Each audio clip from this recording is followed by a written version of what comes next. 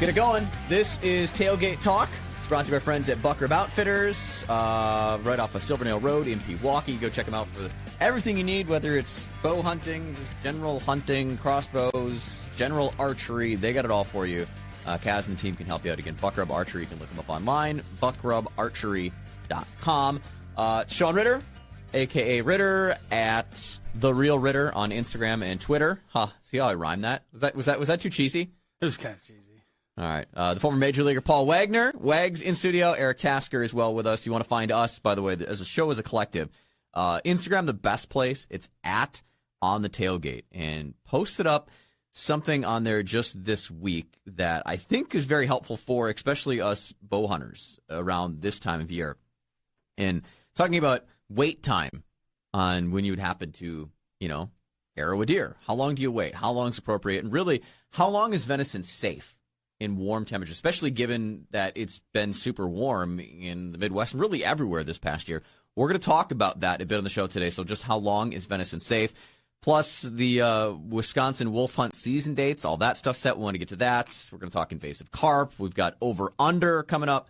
And kind of the big topic of the show this week we're going to get to is different ways to hunt. This came up last week on the show. We were talking with Mark from Vortex Optics, just really briefly at the end of it, of the different scenarios of how we hunt. Everybody's different ways that they like to hunt when we're talking specifically bow hunting, of whether it's, this kind of stand, that kind of stand, mobile, not, all this and that. And we really figured out the three of us are completely different.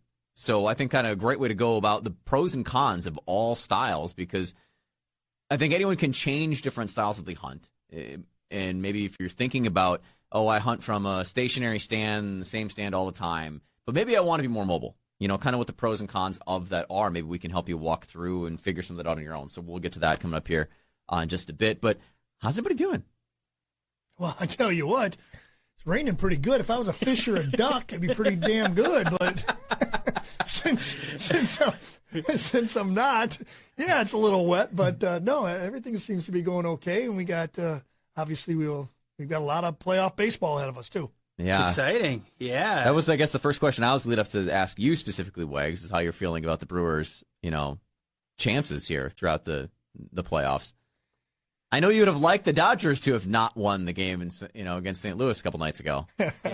I think, and again, on the station across the way over there, I do believe the Brewers are going to win this World Series. I just think that when you build a team on pitching and defense and you lose a guy like Devin Williams to something so stupid, it's a big loss because of the fact that Craig Counsell has the three donkeys that can give him 15 to 18 outs, and then he can just, doesn't matter. You get the eighth and you get the ninth, and people will always say to me, well, it doesn't matter. Let's just fill it in. But Devin Williams is a fastball and a changeup guy, and if you realize what a changeup does is a changeup can get and be effective both against a right-hander and a left-hander. You don't have to play matchups. Yes, we have guys that can come from the left side, and we got guys that can come from the right side. But when you have one guy that can get them both out, it's very easy, and Major League Baseball implements a 3-batter minimum. So, again, it's going to be a little struggle. I know we don't talk much baseball here, but I still think the Brewers win the World Series. I think instead of winning this series in 4, possibly 3 games, it may go 5. But I think the Brewers will prevail, and I wish those St. Louis Cardinals would have won because these Dodgers scare me. And they may beat San Francisco.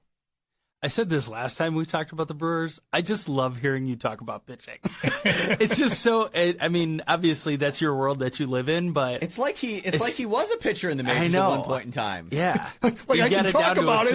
I just couldn't do it. Yeah, obviously. You don't play. You're honestly, Wiggs, you're one of the most humble guys. You don't play in the league that long if you can't pitch. You can't even use that excuse. Well, yeah. Maybe I had pictures of the managers.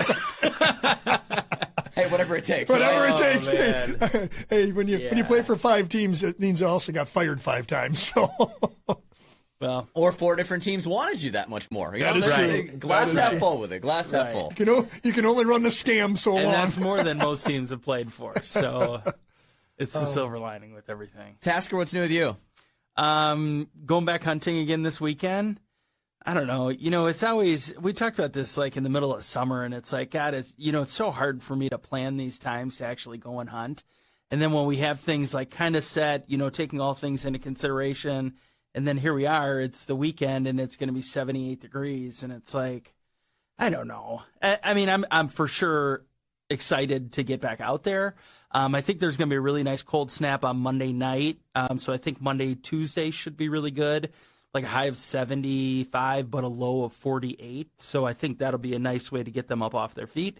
And yeah, I mean, just, getting through the grind every day. Either of you ever find that weather affects if you hunt or not? Does weather change your opinions on times that you do hunt or don't hunt?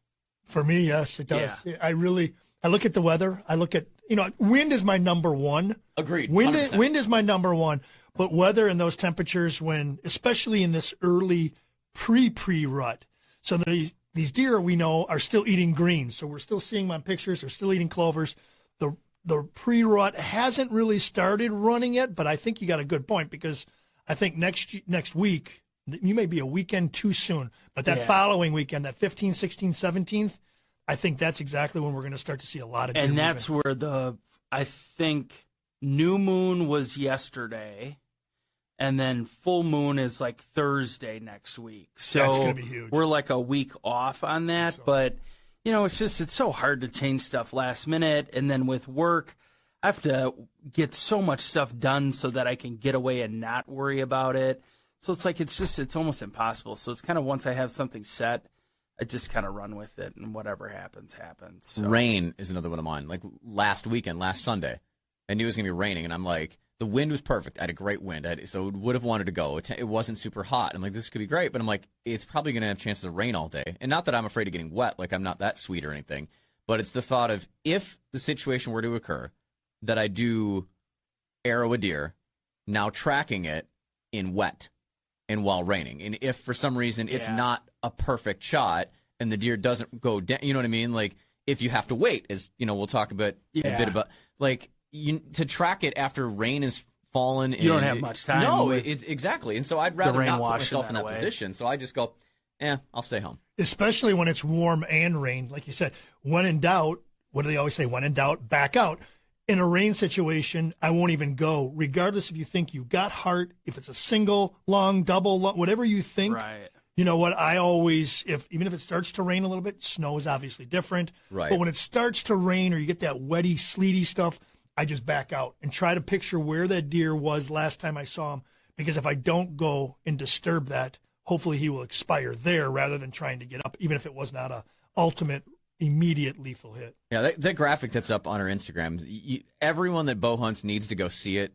If nothing else, it's just a reminder to yourself. Again, it's @on the tailgate on Instagram. As we were talking about, it lays down all of it, kind of the ground rules of when to wait, and even there, like what arrows will look like. If you can find your arrow, what to look like on the arrow that can help kind of show you whether it's a heart shot, a lung shot, a gut shot, like those little things that can help tip you off to don't go any farther than finding your arrow, or okay, you can probably press on now and start to track, like to kind of help you out with that. So if you get a chance, seriously, go and check that out. And we'll talk more about how long venison can last in this warm weather we've had coming up here. But I wanted to touch base on a couple things from the Wisconsin Department of Natural Resources over the last week or so. One being this very confusing report they put out the other day that they had found DNA of invasive carp in the Milwaukee River. So apparently, along with the U.S. Fish and Wildlife Service, they take these samples. Okay, so you find DNA. What does that mean? Are you trying to say that there was a Asian carp that made it and like died, so there's like DNA of it? Or you're saying like, oh, there could be invasive carp somewhere, or like it's when they put the, I'm so confused. That's weird. How do they know that it's not an overlap from one of the other species? That's a valid point too. That is. I guess that would be my first thought. They say the DNA sampling cannot specify if the detected DNA was from a live fish or from another source, such as bird feces or water transported from the live well of a recreational boat. That's a pretty big. Yeah, there's a lot of room for error there. Bird crap, or Right. or a fish. I mean, you know what? That's a pretty wide spectrum, I believe. Like I saw that and I was like, I get like press releases to like keep the public informed. I mean, this is a an issue with outdoors and things like that. But yet I'm like, this just confuses people more. Are you trying to tell me that cause more panic? Yeah, than anything? Right.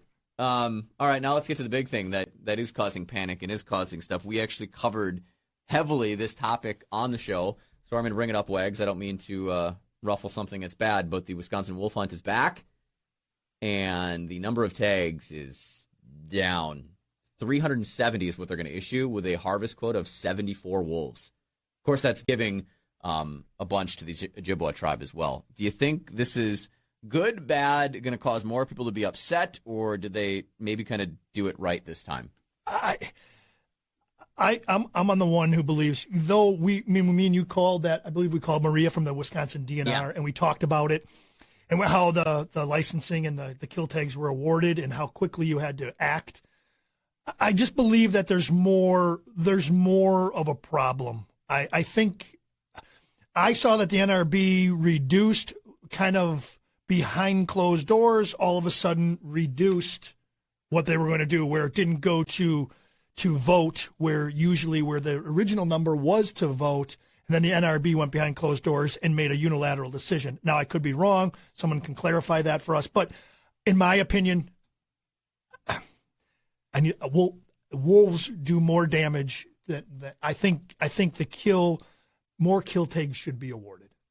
I think, and if you want to take the native environment, you want to take those lands, reservation lands, you want to say however the Native Americans are going to hunt and what they are allowed, that's almost should be a separate entity.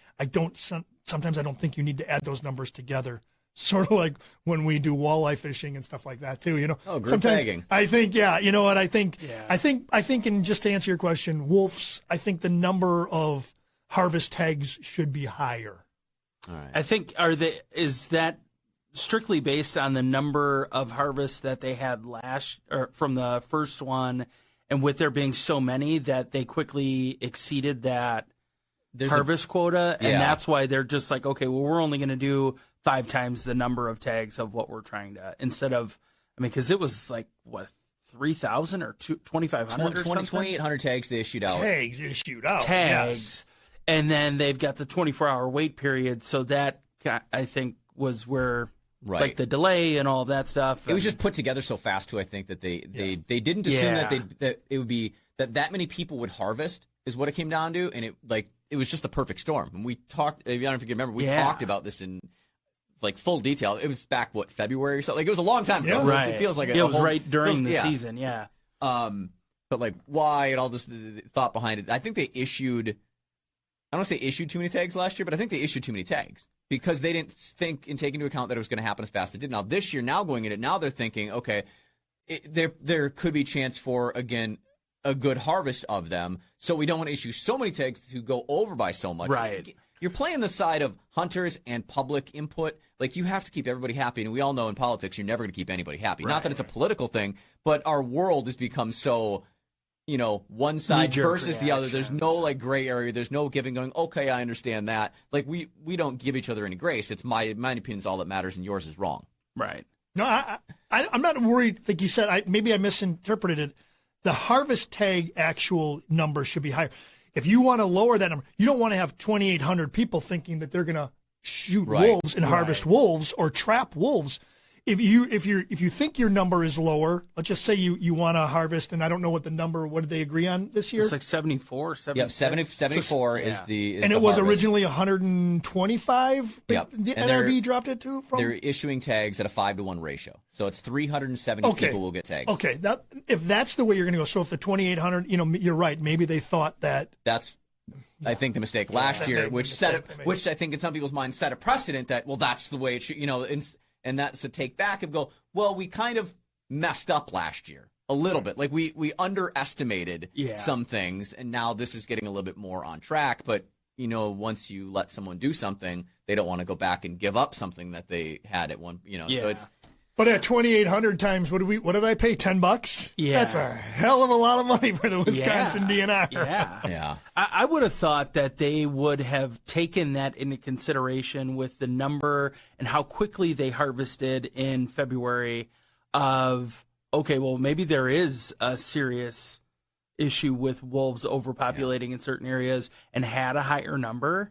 But it's completely the opposite of that. So, you just said that where it's okay, well, maybe we were just kind of out of whack. Well, I was kind of hoping that they would have a higher number then to reflect that population. So I don't know how they got to that. Yeah. And you're right. And you have deer populations. We calculate those numbers. We know when we have to earn a buck, when it's doe only or if it's buck only. You can see the numbers. And obviously with wolves and wolf packs, they're monitored. So maybe Price County gets X amount and more. I mean, just, to alleviate necessarily predatorship towards our animals and deer and turkeys and whatever else they're chasing, but also to the farmers who are losing crop or animals, that way too. So I think you could almost be more creative. If you are that creative with deer population, you could be a little bit more creative with the wolf population, especially as the predator they are. We could go about this whole thing for a whole nother show, I feel. Maybe. Yeah, the other thing is that the season is kind of it's not structured super clear. Differently, and that's a big argument that maybe I'll save that for another time. We'll talk about it. Yeah. But an idea that I have that goes back on both these things, and it's kind of an opinion situation. But still want to talk about how long is venison safe, being as warm as it is. If you happen to arrow a deer sometime in the next couple of days, how long can you leave it if you got to track it? I think there's a lot of people that have been in this situation. It's similar, where it's warm out, and you shoot a deer. Maybe it's not a perfect shot, and so you've got to leave it overnight to try and track it the next morning. Or you just have a hard time tracking it and it's getting too dark. And you're like, okay, we'll give it till the next morning. How long can you leave that deer? How long is that deer good before it's no longer edible? That question's been asked, actually, of health experts. And a professor of food and science at Penn State University says, well, that depends. That was going to be my answer. Thanks for that. Like, we couldn't all give the answer. But really, it does all depend. Because when you think about any time you shoot or kill an animal, shot placement or how it dies plays huge into taste, effect, things like that. We talk about just the stress hormones, how that can change things, let alone then gut shot versus lung shot versus heart shot, how that can affect things. The race against bacteria ultimately is what it comes down to, and whether it's good or not. Now, you gut shoot a deer and you got to leave it sit, and it goes for a long time, and it's warm. It's 70s, 80s like it is here. Chance is not much of that, if none of that, it's not going to be good anymore if you got to let it set for any amount of time. Just losing it and tracking it, and it's a heart shot, a lung shot, and you didn't sever anything, you still have those gases that are building up inside it. But, I mean, has that ever happened? You guys been in a situation where you've had to leave a deer and had to come back to it? I'm not. I guess I've been fortunate that I've never, I shot one deer with a bad placement, I think 3 years ago. And we tracked for hours right after that and then tracked again the next day. And we just lost blood and we just assumed that deer was going to be fine. But we've never actually done like the overnight, come back in the morning and look for it again then because you think of placement. So I fortunately, I guess, have never been in that situation. But I don't know how I'd be able to sleep at night. I wouldn't be able to do any of that. I just want to go back and try and make sure that whatever I could do would be to find that deer then.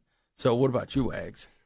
We have recovered deer the next day, not in 78 degrees. Once generally speaking, when we hunt, the fall season generally in Wisconsin overnight drops to, like you just said, 40s, 50. I mean, I still believe it doesn't have to be freezing, but I still believe that that's capable. Obviously, when we're gun hunting over Thanksgiving and it's wretched cold, I don't have a problem with that at all.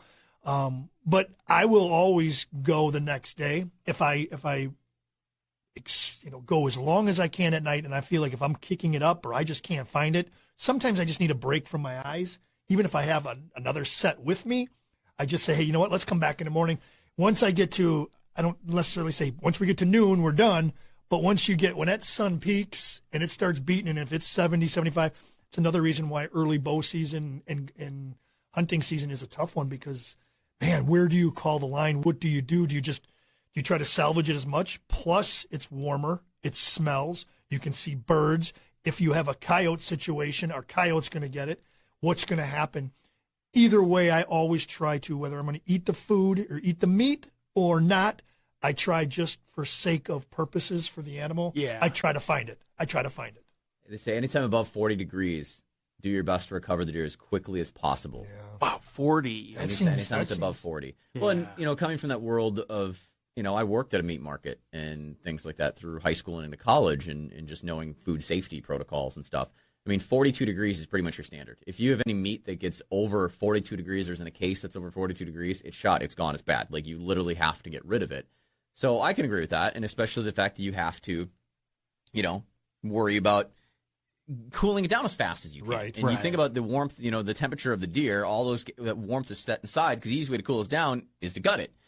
So as fast as you recover it, the best, as you mentioned, in the super cold temperatures, that does help. Another thing that I've heard of, people like aging deer, trying to like dry it, Yes. after you got it, you leave it hanging the buck pole, and I'm aging it for a week or so. They always recommend it's best to do it with the hide on. You still want to cool it, but leave the hide on. Some people think that, if you want to cool it down as fast. Insulation? Well, if you're going to leave it age at all and you take the hide off, you're going to put jerky on the outside. That skin, without the skin and hide to protect the outside, everything will dry out. So you want to get the cavity emptied of all the gut material and get that cooled from the inside, but yet leave the outside, to kind of be protected from the extra air and stuff. And I think most people do that, right? Yeah. You take out the insides, and when you do hang a deer, whether you're at camp or somewhere else, you always leave the hide. We're not quartering it. We're not pulling elk and caribou out of the west. So throw in a backpack, and we need a cheesecloth and stuff like that. Well, not yet, at least. Not yet, at least. Not this season, anyway. I know that's something that I'm starting to think about now, too, because our meat market that we had taken stuff to when I went to school up there, I just saw that they had changed hands a couple of times, and then I just saw this week that they were going to be like moving on to other ventures and that they were no longer going to be open. Oh. And so it's like, thankfully, I have a couple buddies up in that area that I can always ask one of them, like, hey, where are you guys taking your deer to? Because if it is 77 degrees for a high on Saturday and Sunday, well, we need to have a plan. Otherwise, we will be buying a big old igloo cooler and quartering the deer just so that we can keep it cold. Do you butcher your own deer, or do you take it somewhere to be butchered? I've always taken ours in. I mean, we'll gut it and do all of that stuff, but we've always taken it to a place up in Hartford. So we just take everything right in, and you take the whole carcass and drop it off like Pernat's or something like that. Yeah. So we trim our we trim it up. I put them in gallon freezer bags. I'll cut all the trimmings off as much as I can. I mean, then you can always avoid certain spots. I like to know it generally when I put so much into certain individuals that I go to when I take mine for processing. If I take my own, if I reach a certain poundage, I know it's my own. Sometimes, to tell you the truth, I really like deer down here, and people are going to say I'm crazy. The deer down here are more farm. They're more ag. They're more corn. They're more beans. Bucks.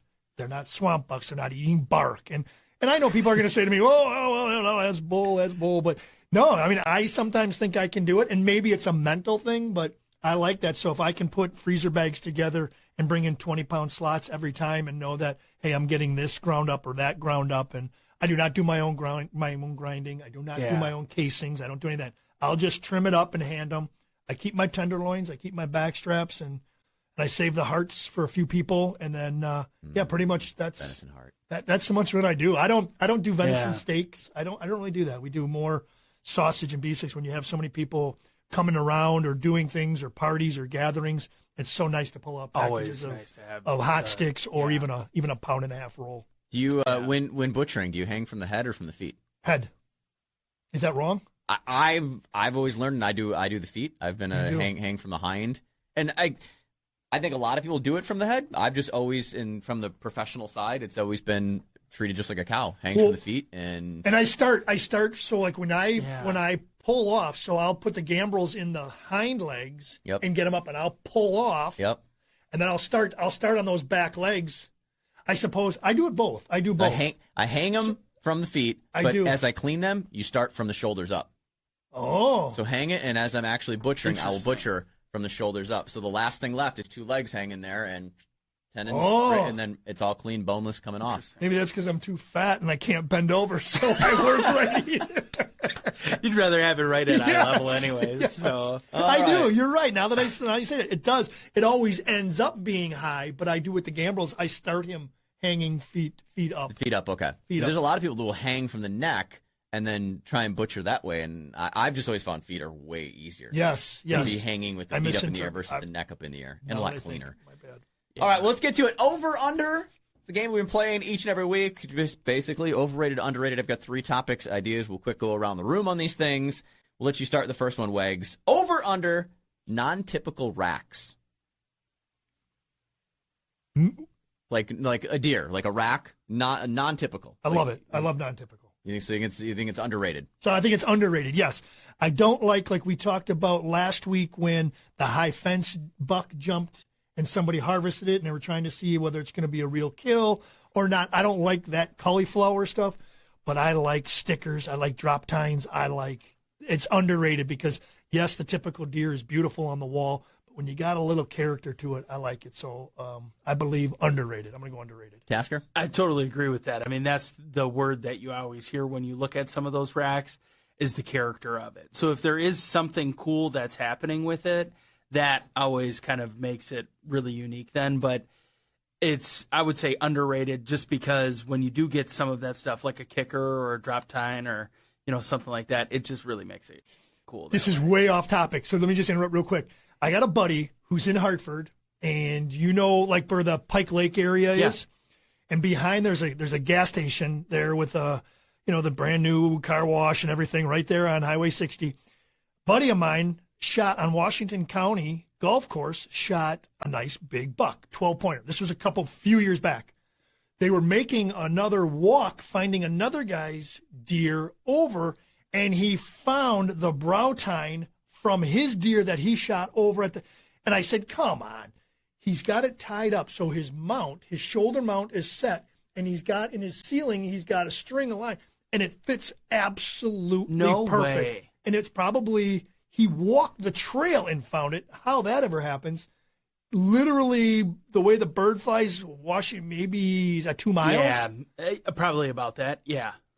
Yeah, because if you take that back road there, it's... And he goes over the railroad tracks. So he hunted over the railroad tracks, came back through the railroad tracks, running that swampland and those marshes, he found it. And he was walking, and he literally found it, and it's huge. So it's not like he found a little chip. He found, it's so big. It's fatter, but it looks like one of those, iPad pens, those things. And I'm like, no way. And you take it and you put it, and it goes right in. Wow. Perfectly. That's amazing. Crazy. Absolutely amazing. Non-typical racks. You guys both said that they are underrated.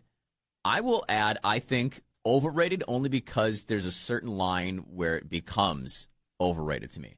Like 1, maybe 2 drop tines, maybe a crab claw. I'm cool. That's great. Like a little character. You go anything beyond that and you start getting weird off here. And I'm not even talking cauliflower. I'm talking you have a couple that are just, to me, then something weird and thick here. And I'm much more the traditional, I think a standard, symmetrical thing looks to me more visually appealing than something like that.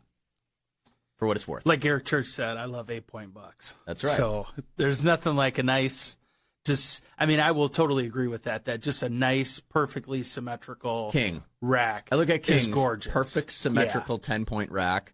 Oh, that to me, that's just awesome. I'm going to hit that bastard one day. I'm afraid I'm going to. All right. Second one, Task, we'll let you go first here. Over, under, ranch dressing. Underrated. I could eat it on everything. Underrated. You don't build this up without ranch dressing. Now, again, I'm the weird one. I think ranch dressing's overrated. Really? And why is that? Maybe it was because I ate so much of it. Sure. But you know what? Here's also the thing where I'm weird to a lot of people. I think pizza's overrated. I'm not a pizza eater, not a big pizza person. One, because I ate tons of cheap, crappy cardboard, frozen pizzas through college and everything. But then also I'm that weight person where I, look at pizza and to me the calories aren't worth it. I'm like, one slice of pizza, 400 calories? No, I'm not. And we're like, who's we'll eating one slice of pizza? Young, where do you get as old as me, you guys? You don't give a crap about anything. You eat it. But I thought you were going to go, I want that, Lou Malnati's or that Gino's East, that big deep mine's dish straight Chicago. calories. Everything I do, I look at it from a caloric standpoint. Remember, at one point in time, it seems like forever ago now, but I mean, there was 4 years ago when I was 240 some pounds, and I'm 155, 160 now. I put in the work to get it down. Yeah. I still have that mental part of going. So everything I look at from is it worth it? And I'm like, nah, pizza's not worth it. There's something else I'd rather eat that's more worth. give me chicken wings. I'm like, that to me is more worth it. I will take in the over pizza. I ate so much pizza, it's just not worth it to me anymore. But when you were and ranch dressing is the same thing to me because you know what? I used to put ranch dressing on pizza, and maybe that's why I put the two together. I would too. I love the pizza. I love the Papa John's butter garlic. Have you ever had that? Oh yeah. I say, give me some extra. I can dip every single bite of my piece of pizza in that butter garlic. That's what you got to do. You know, we figured it out. That's it. That's why that's what ranch dressing and pizza I associate together. That's why I'll say both are overrated together. All right, here's one final. Wags, you can start here. Gas station fish. Oh, underrated. I just told you the other day. This is why I brought this up, because I got a random text message. I was wondering how that was going to fall in. Something about, hey, Quick Trip's got fish for, what is it, $1.50 or something? $1.29 or whatever it was. Oh, they were good. Yeah. So I'm going up to help my brother take his boat out of the water up at Big Cedar up in West Bend, and I had to waste some time because he was running late. I pull into Quick Trip. I love Quick Trip. And I go in there and I grab a couple fish sandwiches, and as I'm walking out, there's Mr. Tasker. Walking in. And as I eat them, I didn't know. I knew you were still gone because, I knew you were gone. It was a ways after that. But I ate those fish sandwiches. They were phenomenal. I love Quick Trip. I love Quick Trip's food. And this is I'm not blowing them up for any reason, but they have good fish. Their hot bar is pretty great. That is. So wait, so they just have a fish sandwich. It's not like they're not doing like fried fish like you can go get yourself a 2-piece cod meal. No. Okay, that's what I thought it was. No, it's just I'm like a surprised regular. they're not, though. I know. How are they not? Quick Trip, you're missing the boat their here. chicken, their fried tenders. chicken Yes, is the fried so chicken's good. good. That is the biggest underrated thing that they have there. But yeah, so that was so funny. I was like, if I had more time as I approached you, I was going to say, hey, I was just listening to this tailgate talk show in my car. You sound familiar. Are you on that? But I couldn't. So me piece and it you all are together. Quick Trip meals, and obviously calorie counter. He's not. He's over at the salad bar picking cucumbers and tomatoes. Yeah, Bass on the Half Shell. Like you mentioned that. That's the newest episode of my show going up, cooking largemouth bass on the half shell, like you do redfish on the half shell. Oh, really? Doing bass. Yeah. Waiting for the more of the hate mail to come about that, because God forbid we cook and eat bass. Especially as a hardcore bass angler and the guy that used to fish tournaments and everything. Ooh, I've committed a sin there.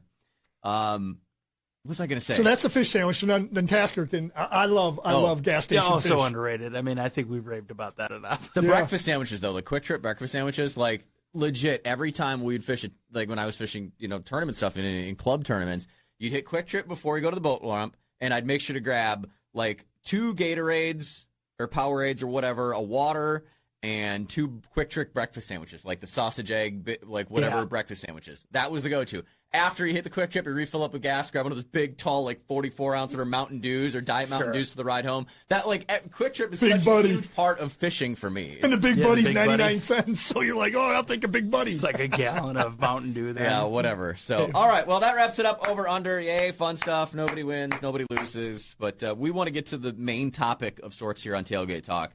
Brought this up, I don't know if it was after the show last week, we were talking with the guys from Vortex Optics, which, by the way, if you've not listened to that, we really get in depth with some awesome stuff about optics, and really, more specifically, what all the weird numbers mean in optics and how you can leverage each of those different products and what the numbers mean to help you in the field. When you're looking at binoculars and someone says, oh, it's an 8x42 binocular or 10x42. Which one is better for what scenario? I think Mark did a great job of helping break down that for all of us, which even if you know what I just think it's a really great piece of information involving optics. And Vortex, the guys are fantastic. So go check that out. It's last week's episode. It's available on the iHeartRadio app or, right here, wherever. But we got talking about hunting, and we all hunt differently, because I was sending Tasker some text messages. I was out at one point a week ago being mobile, and how I'm like, okay, well, this is what I found as I snuck in here, and I got to a spot, sat for about a half hour, didn't really like it, wanted to get better wind. I'm able to move and get to a better spot, which I found an even better spot, which is better wind. I had more visibility, and then I can keep doing that and kind of hunt in or hunt out of things instead of being stuck in one specific spot. Why I like being mobile. And we all realize we do things differently. Your setup is, me being public land also versus private land like you, Wags. I think that plays a big part into it. Right. We've talked about it a lot. I am a tree stand. I'm a ladder stand guy. I do have my rednecks. I love them. They are set up perfectly, but they're on my food plots. They're at feeding time. They're for different situations. My threshold in my little gull comes up from bedding to my area, but there's a roundabout way on a wood line. So I do set up my ladder stands, and I like ladder stands better because I can set them up. I have so many, as I've talked many times, I have so many doe trails coming up from different areas that I can almost ambush them. I can play both sides of the wind and stuff. And my bucks come north to south, so they always just cut these doe trails. So it's easier for me to set up.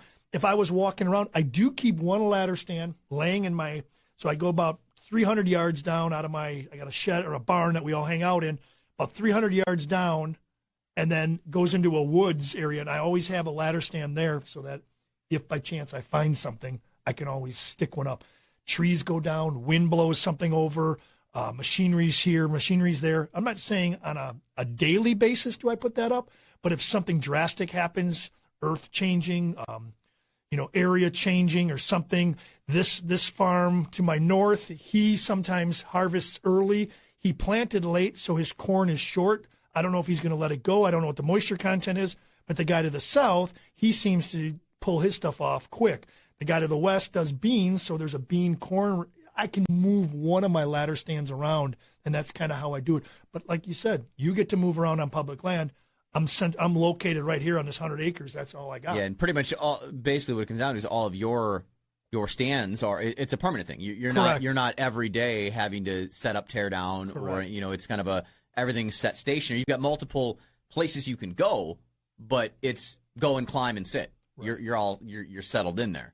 And Tasker, you do something kind of midway. Yeah, we have our climbers, which we've just always had that, and that's just the only way that I've ever hunted. So I guess for me, it's just the only thing that I really know. I mean, with us being on public land as well, when we go up, we'll typically, like an example for this weekend is we'll get up there Friday night, we'll go out, we'll pull our cards, and we'll set our tree stands on the trees at least so that they're there in the morning. We're not creating a big ruckus in the morning, but we also just know that this is where we're hunting. So could I move it to the next tree over or whatever? Yeah, but you use the same tree you know what tree you're going to. I know exactly where I'm going to sit. So, because I've just kind of got this area where I know that the trees are down, I know where they're all coming from, and I just always sit in the same tree, which I hope that as I mature as a hunter and I kind of understand the way that deer are moving and that they're in different spots and different times. I mean, this will be a great year to understand more about the way that these deer are moving because we have more cameras out, so we're getting more intel.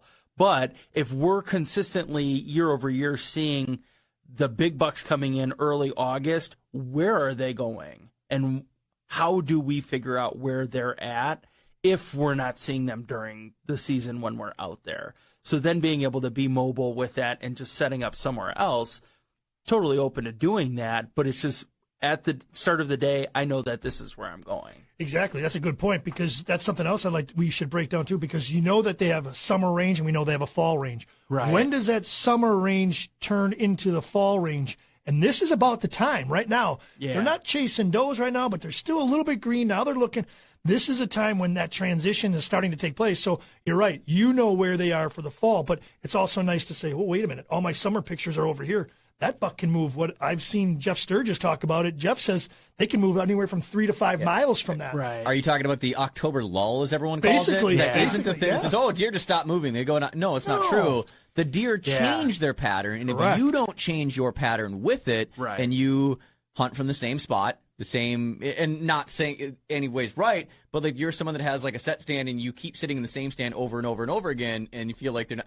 Well, yeah, because they've moved. They're doing something different. You didn't adjust to what they're doing, which is why I ultimately became such a mobile hunter, was knowing that that's how it was. Because, I mean, growing up, I mentioned, like, it's not till recently that I've had to become a public land hunter out of necessity of just not having private land, living here where I am farther away. And, even now, my time being so limited that it's easier to find public land that's really close to me that I can kind of focus on versus trying to search somewhere or go to people that I know that have private land so much farther away. If I can go somewhere a half hour from my house versus 2 to 3 hours, I mean, obviously I'm going to have more opportunities to sneak away that half hour to go and hunt than having to plan the longer thing, longer stretches to be away. And I think I'll have more opportunities by staying closer. But I had our own family. We had private land up in Marinette County. And it was that we had certain stands that were just there all the time. And, younger, I pretty much stopped deer hunting because it was boring. You never saw anything. No one ever shot anything. And it was like, well, yeah, because we had the same stands that sat everywhere. The deer knew where the stands, and that's just being young and not having the maturity or figuring it out. And so that's when I'm like really getting back into it. I'm like, I'm going straight like to the ground. I'm going mobile.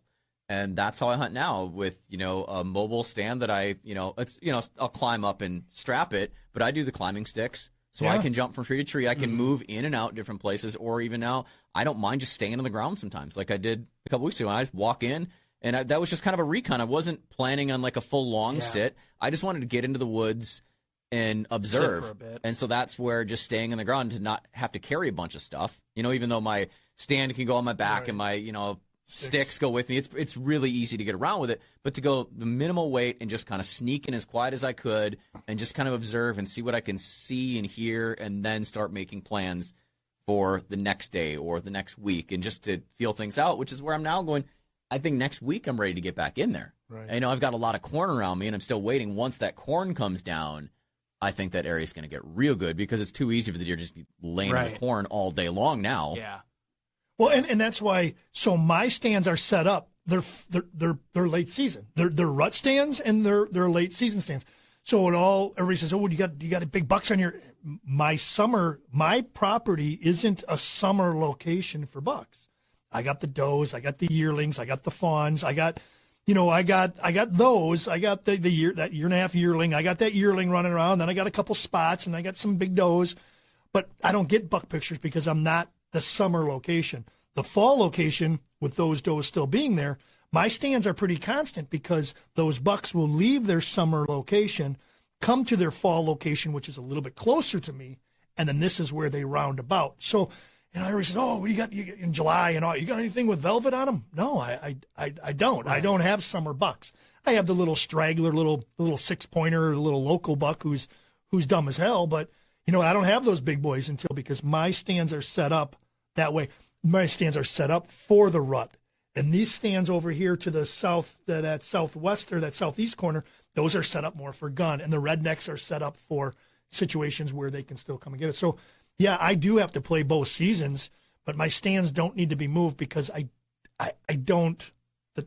It's the winter. It's their winter. Yeah. It's not. I don't try to catch them in transition. I don't have any summer bucks on my property. Very rarely. I think though, if I were like you, Wags, though, and I had my own 100-acre, I probably would be more. I would just have 40 stands all over the place. Like I might play things a little bit more like that, or at least have a few that are permanently, again, knowing that okay, this is a good egg edge one that I can leave hidden up here, and do that thing, and then still be mobile the rest of the time. And you don't have to touch that for all year. You can just say, Exactly. hey, the wind is perfect, and that's what I like. I like, being able to do that if I think something doesn't. But you're right, you hit the nail on the head. Yeah.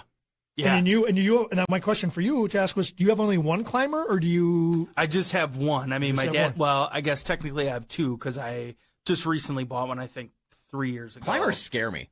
Do they? Says the guy that's like, okay, I'm hunting from climbing from climbing sticks to get up and set a stand now. Yeah. And next year I'm going to hunt from I'm going to saddle. See, I that would fully be intend so to much more hunt from saddle. concerning to me is the climbing sticks. Funny story. I real quick want to touch on saddle. So my wife made a comment to you today as I was talking something about like saddle, whatever. She goes, "Oh well, didn't you just order a saddle?"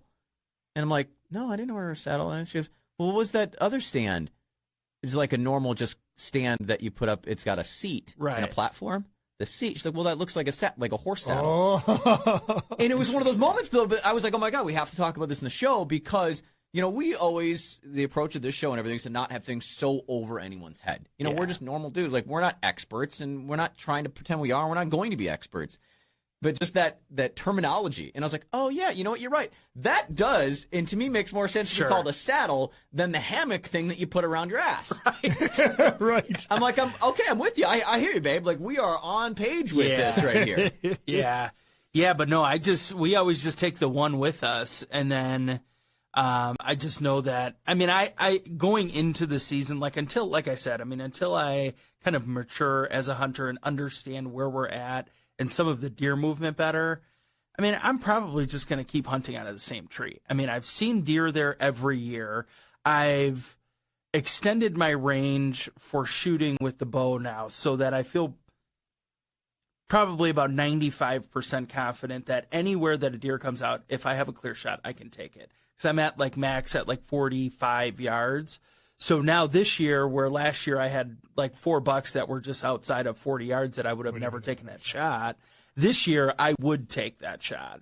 Where I had the biggest deer that I have seen in a number of years that came in last year were outside of my range. So I don't feel like I need to change anything. It's just a matter of I just got to spend the time out there. I mean, which is what it always ends up coming down to. But so moving and having multiple stands out there and stuff, it's just not something that I've really ever. Would you put a climber on the base of your go-to tree, but then take one other one and what if you wake up in the morning and the wind is from the southwest and you're like, well, I mean, is your stand location where you go, your go-to tree, is it up on a ridge? Are you overlooking a valley? How can you keep your wind? And that's the thing is that because I've had deer come from every direction, I don't have just one area that they funnel in from. So any day could be a bad day for wind for me. Or you could just, I suppose, if you're facing north, or you could just rotate go up and sit on a different side. I suppose. So I have a small ridge that comes up, but when I say ridge, I mean it's not more than a 10-foot increase. It just kind of slopes up and then comes back down. It's more so just like a mogul kind of. My dad has more of a valley over on his side, but that's 150, 250 yards away. So I don't know. I guess, I mean, those are all things that I think about it, and I think about which direction the wind is blowing so that I'm conscious of it while I'm out there. But being in my, 6th or 7th year sitting out of the same tree, I just know that deer are coming from any and every direction. So for me, the wind is not really advantageous. That right there, what you just said, is exactly why the transition to saddle for me. Well, it's cutting weight for one, because the difference between a platform and I've got an incredibly light stand. My stand weighs not even 11 pounds. Really? Yeah, I mean it's ultralight. It's really, really light. But if I can cut that down to being, a 3-pound hunk of metal, that's still weight, and it's smaller, profile. I can cut that down. And the fact the saddle, you can lean 360 degrees around a tree and get it. I'm never going to be in that situation trying to shoot over a shoulder, or I can't take that shot because I just can't get to it. I can slowly swing around. Just the saddle to me it fits me. You know what? I don't think that every style is for everyone. I think, and this is going to sound horrible of me to say, but I'm just going to say it, a bigger person, I don't think it's as beneficial in something like a saddle or my situation climbing sticks. I could never do it. No, me neither. Well, and I'm not saying weight. I'm even height. There's different things. I'm a pretty small, compact person. So something like climbing sticks and small stands in small situations, I can get into it.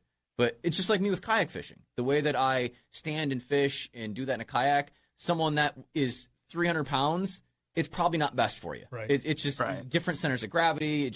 Everyone's different, and not that one's better or one's worse or whatever, but you have to find what fits best for you and what you want to accomplish and for what you can accomplish. You know what I mean? He says, I want a 3-pound stand. I eat a 3-pound donut. 3-pound stand. Yeah, and like I said, I mean, I have the Summit Viper XL, whatever, the biggest, nicest stand that they have. It's got a footrest and stuff, and for me, I would rather have all of those things and carry an extra 7 or 8 pounds out to the woods, because I'm taking it out the day we get there, and I'm taking it out to the woods the day we get there, and I'm bringing it out of the woods the day that we leave, and we just hunt sun up to sundown every day. So I'd rather have that bigger stand with the enclosure around me, because I might fall asleep or whatever, and if I didn't have that surrounding cage, then I would probably be on the ground. So, no, I'm with you. I'm with you. And it's just a comfort thing for me. It's nice just to be in the stand and just sitting there and everything. And I doze. And if anybody tells you they never doze off, they're lying. They're absolutely lying, I believe. And I don't know, Ritter, maybe you can tell me you were up the whole time, but if you stayed out there all day, there ain't no chance that you just don't go. just for a little bit. And I wanted to turkey season, this past spring turkey season. At one point, I was like, well, then I laid back on it, put my back on a stump, and kind of. That's like the turkey midday nap thing. Goose hunting was the time that naps have happened though.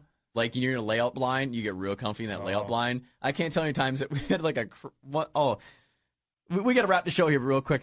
We had like 5 guys on a hunt. All 5 of us passed out. Next thing you know, all 5 of us wake up because one of the 5 woke up early and saw a goose standing there on the ground in our decoys and woke the other 4 of us up. We wake up to boom! What the? I'll pop up and there's just a dead goose laying there and a guy sitting there, gun pointed straight out. It's like, holy. So That's yes, hilarious. the nap. I understand that is a good thing too when you nap too, or when you doze off just for a little bit because you look at the same thing or you're looking at a different area. Yeah. And it's funny how sometimes it just works out where I'll be like this, and I think I'm only out for like 30 seconds, and I'll wake up and there's a deer right in the plot. Yeah. Man, where did she come from? Yeah. I didn't even see her come in. And then I got mad. And I'm like, wait a minute. And then she looks there over. came out of nowhere. Yeah, right. Someone just helicopter dropped her. Yeah. All right. Well, that's been fun. Good stuff. Hope you took something away from it versus stands, anything from over, under, venison, how long you can leave it out with it being, as warm as it is. Wish you best of luck if you're headed off to do any bow hunting or you're out in the fields goose hunting or doing some waterfowl hunting. It's so great to live in an area of the country that we can do this all fall long and, give us something to look forward to every weekend and every weekday or whenever we get a chance to before cold winter air sets in. Yeah, absolutely. And send us some of those pictures. Send us pictures that we can put them up on and I want to see them. I want to see anything you want to share, whether it's, waterfowl, it's fishing, it's bow hunting, bear hunting, you name it. Recipes, even anything. Yeah, pop it to us at On the Tailgate. We'll be back next week. Until then, have a safe and successful week.